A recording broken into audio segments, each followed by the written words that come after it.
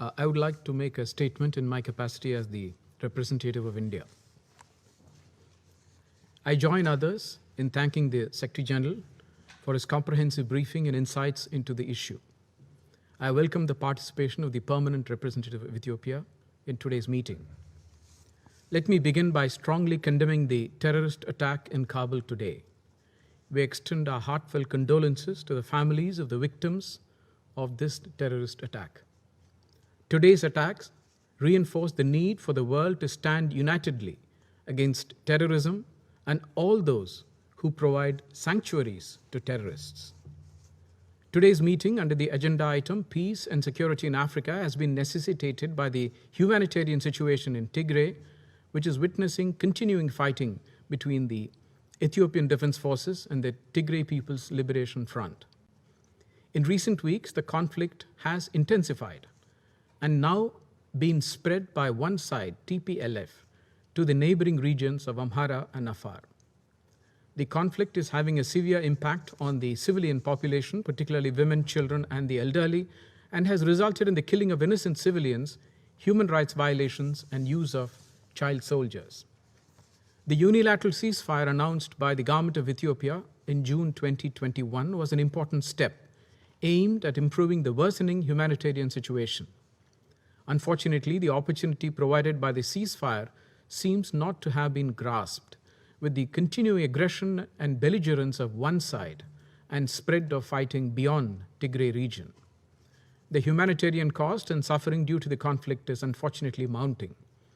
This development has a potential to destabilize the larger Horn of Africa region. In our view, today's meeting should strengthen efforts towards a ceasefire, which is the need of the hour. In this context, we take note of the efforts of the government of Ethiopia and its leadership in addressing the situation.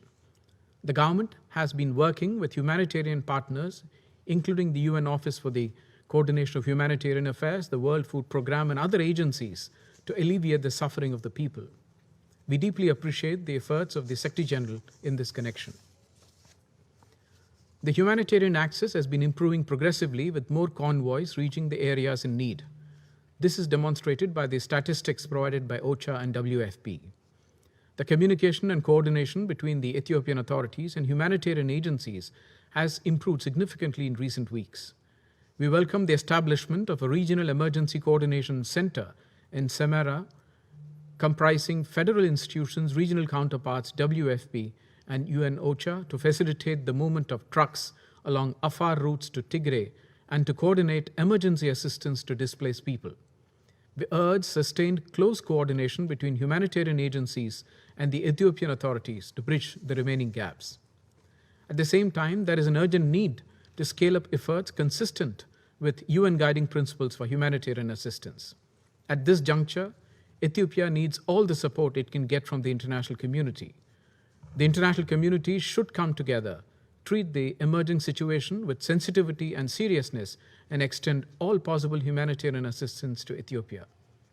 The humanitarian agencies also need to take measures to avoid diversion of humanitarian aid. The government has undertaken investigation into cases of serious human rights violations, including through joint investigations with the Office of the High Commissioner for Human Rights.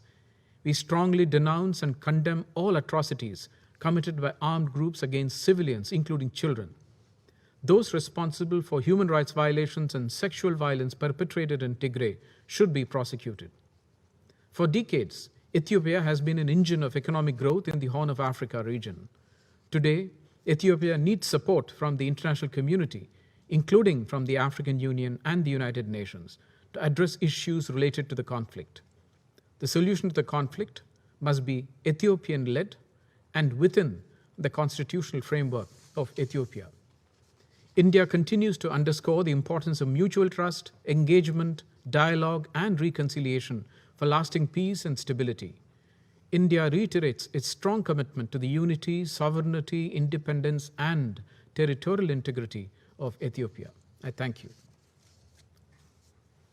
I resume my function as President of the Council